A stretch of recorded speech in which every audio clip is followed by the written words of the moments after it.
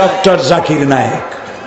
ওই লোকটার নাম আমার মনে আসলেই আমার কলজা থেকে খালি দোয়া আসে, মনে হয় মুসলিম মিল্লাতের জন্য আল্লাহর নিয়ামত। আল্লাহ তার হায়াত দারাজ করো, তার আরো তার চিন্তা, তার মেধা, তার প্রজ্ঞা আরো বাড়িয়ে দাও। তার বক্তৃতা শুনতে কোনো ছাগল পাগল আসে না। তার বক্তৃতা যারা শুনতে আসে মাল্টি ন্যাশনাল পিপল, তার বক্তৃতা শুনতে আসে হাইলি এডুকেটেড পারসন। একটা টেলিভিশন চ্যানেল চলছে, সারা বিশ্ব দেখতেছে, কোটি কোটি জনতা।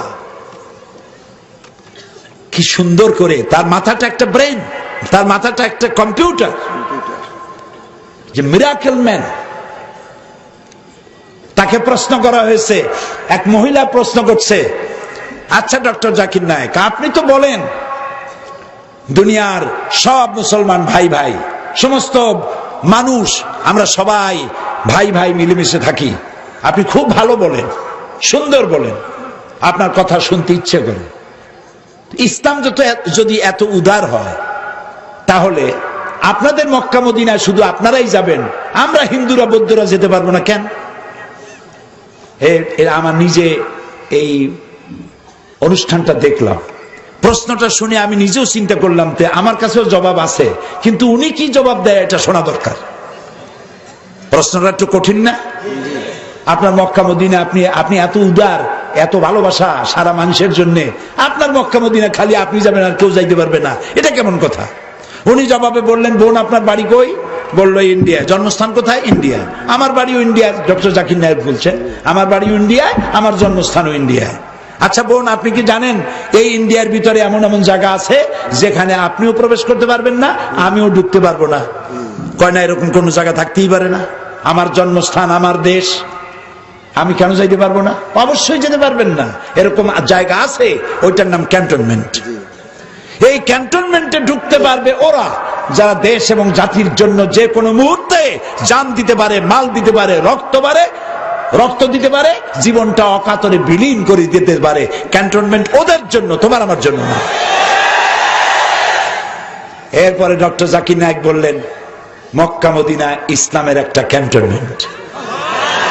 এই ক্যান্টনমেন্টে ওই সব লোকেরাই যায় যারা ইসলামের জন্য জান দিতে পারে, মাল দিতে পারে, রক্ত দিতে পারে, তাদের জন্যই এই ক্যান্টনমেন্টে প্রবেশের অধিকার আছে।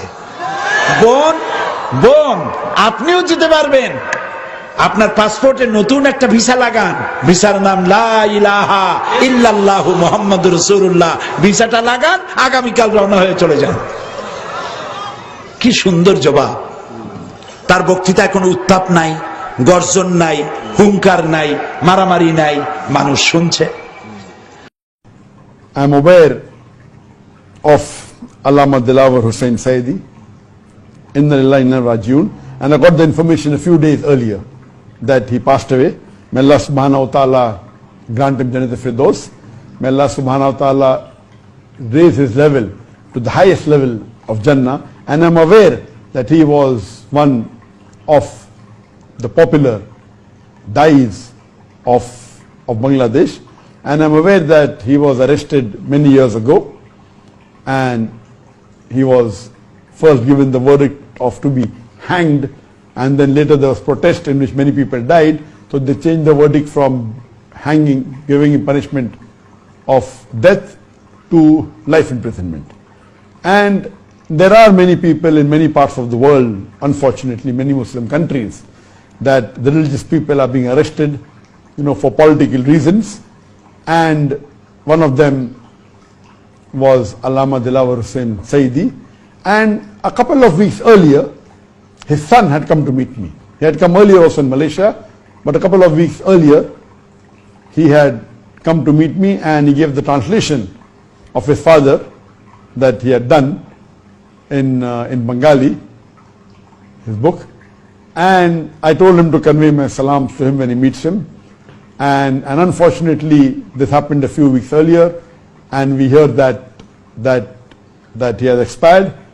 And it's happening that now we see that there are many of the great du'ats and great scholars, they're passing away, and it's a loss to the Muslim Ummah. And we know that he had done great work in spreading the message of Allah subhanahu wa ta'ala. and I pray to Allah subhanahu wa ta'ala that may He give him the highest level in Jannah, and may He give him a place close to the Prophet Muhammad sallallahu alaihi wasallam and the Anbiyas and the Khulafa Rashidin and the Sahabas.